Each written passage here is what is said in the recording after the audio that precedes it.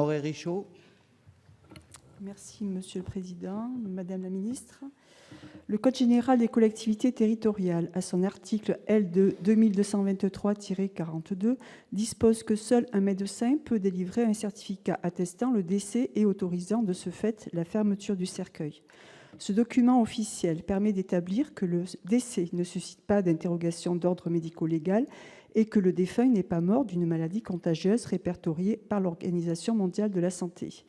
Il permet la prise en charge par les pompes funèbres. L'imprimé correspondant est rempli par tout médecin inscrit à l'ordre des médecins sur la base du volontariat. L'établissement des certificats de décès a été abordé dans le cadre du projet de loi de financement de la sécurité sociale 2016. Celle-ci a prévu une prise en charge forfaitaire des certificats établis au domicile par les médecins dans le cadre de la permanence des soins. Les textes d'application ont été publiés le 10 mai 2017. Pour autant, le problème récurrent du manque de praticiens médicaux pour dresser le constat de décès n'a pas été réglé. En effet, il devient très difficile, notamment dans certaines zones, qu'un médecin se déplace dans un délai raisonnable, ce qui n'est pas acceptable du point de vue administratif ni sur le plan humain. En laissant au seul médecin la possibilité de délivrer un certificat de décès, la loi ne tient pas suffisamment compte de l'évolution de notre société et du développement des déserts médicaux. C'est pourquoi il est souhaitable de prévoir un dispositif plus souple pour tenir compte de ce phénomène qui touche désormais les espaces ruraux, mais aussi certaines villes. Tel est l'objet du présent amendement qui permet, s'inspirant de règles adoptées par le Canada, que le certificat de décès puisse être établi par l'infirmière ou l'infirmier ayant dispensé des soins durant la dernière maladie, lorsque l'issue de celle-ci était prévisible. Oui. Avis de la commission. Alors, cet amendement a suscité un grand débat en commission. Certains y étant favorables eu égard aux difficultés qu'a souligné notre collègue Moret-Richaud sur parfois les difficultés à avoir un médecin pour établir et sur le cadre qu'elle y met, qui est celui que ça puisse être établi par l'infirmier ou l'infirmier qui a dispensé les soins lors de la maladie lorsque l'issue fatale était prévisible. Néanmoins, on est sur du médico-légal.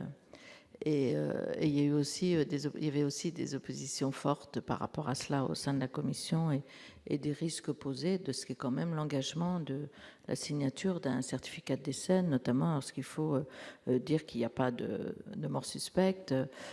Donc en fait, et puis la notion de prévisibilité du décès sur le plan législatif est assez complexe à définir. Donc la commission a souhaité avoir l'avis du gouvernement. Eh bien, Madame la Ministre, votre avis? Oui, Monsieur le Président. Madame la rapporteure, vous avez raison. C'est un amendement qui est intéressant parce que vous soulevez une vraie question et une vraie problématique de terrain. Je ne suis pas sûre que la façon dont c'est rédigé et de l'inscrire dans le cadre législatif va nous aider à régler le sujet, en fait. Je pense qu'il faut effectivement travailler avec le ministère de l'Intérieur. C'est un acte médico-légal, que nous devons travailler également en termes de délégation de tâches sur l'encadrement.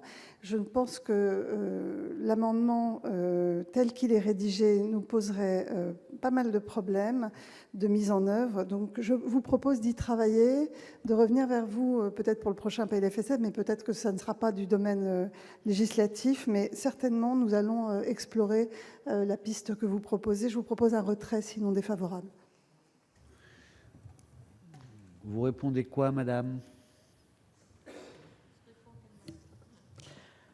Au vu des avis de la rapporteure et de madame la ministre, et au vu de l'engagement qui est pris donc pour travailler sur cette question qui me paraît très importante pour nos territoires en matière de simplification, je retire l'amendement. Retiré. Donc nous passons